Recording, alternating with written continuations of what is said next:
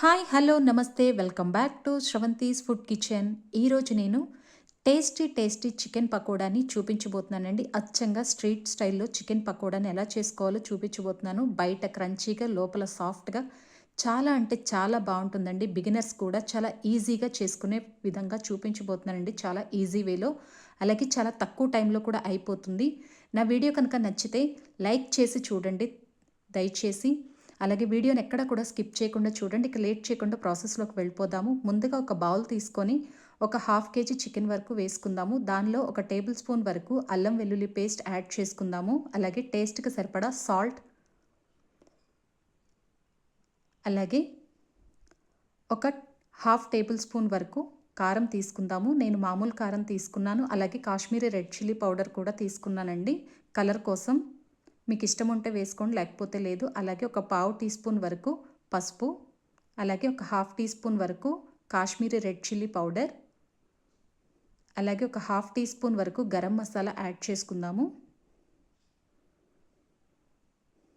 అలాగే ఒక table spoon వరకు ధనియాలు జీలకర్ర వేయించినటువంటి పౌడర్ అండి.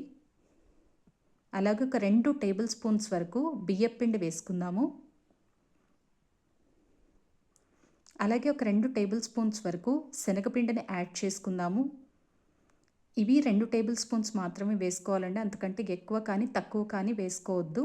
అలాగే దీనిలో ఉన్న వాటర్ అంతా కూడా మొత్తం కలిసే విధంగా కలిపేసుకోవాలి. అలాగే ఇంకా ఏం ఎక్కువ కూడా వాటర్ యాడ్ చేయాల్సిన అవసరం లేదండి. ఇదంతా కూడా కలిసే వరకు కలిపిన తర్వాత అవసరమైతే కేవలం కొంచెం 2-3 చుక్కల వాటర్ మాత్రమే పడుతుంది. చూసారు కదా, ఇలా వీడియోలో చూపిస్తున్న విధంగా చక్కగా కలిపేసుకోవాలి. ఇలా కలుపుకొని మూత పెట్టుకొని ఒక గంట పాటు ఫ్రిడ్జ్లో పెట్టుకోవాలండి. అప్పుడే ఈ మసాలాలన్నీ కూడా చికెన్కి బాగా పడతాయి. మన చికెన్ పకోడీ అనేది చాలా టేస్ట్గా వస్తుంది. చూసారు కదా, ఒక 1 అవర్ అయిపోయింది. ఇప్పుడు ఈ చికెన్ పకోడీల్ని మనం ఆయిల్లో వేసుకొని మీడియం ఫ్లేమ్ మీద మాత్రమే రోస్ట్ చేసుకోవాలండి. చూసారు కదా, ఇలా జాగ్రత్తగా వేసుకొని మీడియం ఫ్లేమ్ మీద డీప్ ఫ్రై చేసేసుకోవాలి. హై ఫ్లేమ్లో పెడితే బయట కలర్ వస్తుంది, లోపల ఉడకదు, రబ్బరీగా ఉంటుంది. కాబట్టి మీడియం ఫ్లేమ్లో పెట్టుకొని ఒక 6 నుంచి 7 నిమిషాల వరకు పడుతుంది. చూసారు కదా, టేస్టీ అయినటువంటి చికెన్ పకోడా రెడీ అయిపోయిందండి. చాలా తక్కువ టైంలో ఆయిల్ పీల్చకుండా. చూసారు కదా, ఇలా చేసుకోవాలి. మీకు నా వీడియో నచ్చితే కనుక like, share and subscribe. Thanks for watching my video.